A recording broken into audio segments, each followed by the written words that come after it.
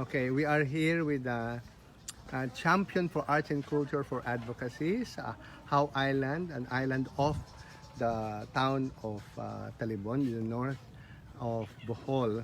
And this, of course, is, as you see in the background, is the impact of that super typhoon, almost a tornado, ODETTE.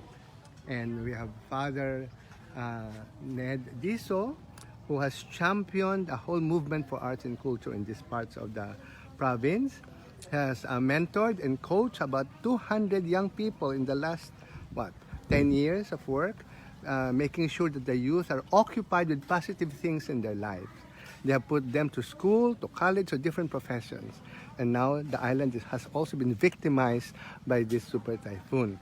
We're asking him to talk to our friends in Manila and abroad to secure whatever safeguard, whatever assistance the community of artists or communities here in the island would like to help him or help the community. Father, the ball is yours. Hi, good afternoon. So first, we are honored and we're very thankful for this brief and surprise visit of the National Council for Arts and Bohol Arts Council.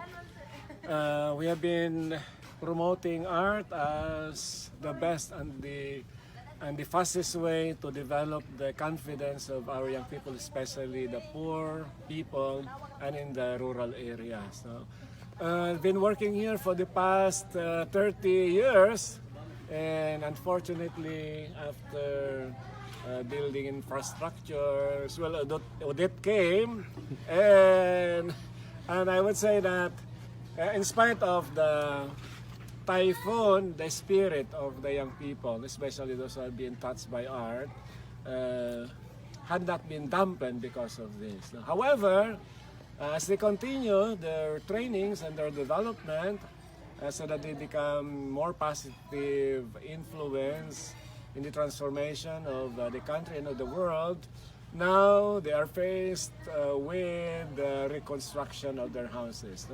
99% of the houses here in this island, where we experienced also the storm surge, had their houses blown away.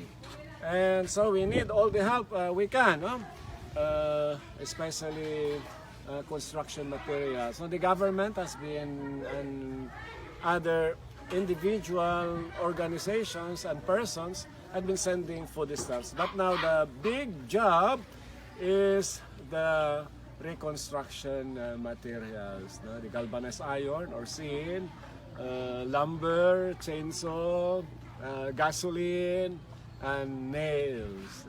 So, my dear friends, this is the time, and normally when we have things like this, I believe that the best in us Filipinos and the Boholanos and people of arts, the best is brought out. And so, as St. Paul has said, when you give till it hurts. So, I ask you from the bottom of my heart, having lived with these people and having experienced the storm and the lives of these people now, I would like that, please let us share a little of the blessings.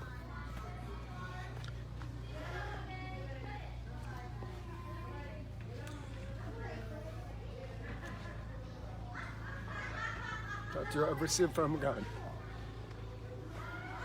You just don't. I have felt the fury of the storm, the faith and the fighting spirit of the people, especially our young people. Now I think it's time for us to share something of our blessings. So anything can be of great help. Sa cultural groups, Father, ilan ang mga families na affected? You have a cultural group of how many artists here, for example? 120 Artists who are active now, so 120 families. 120 families. Yes. And they're not only here in the island, they are also in parts of Ubay, parts of Talibon, mainland, parts of Hitampe, and other islets here. So these are those who need... About 120 households. Yes. Okay. And just very briefly, what do they do when they get trained by people like us in Sining or the NCCA or by different dance groups? What do? They tour?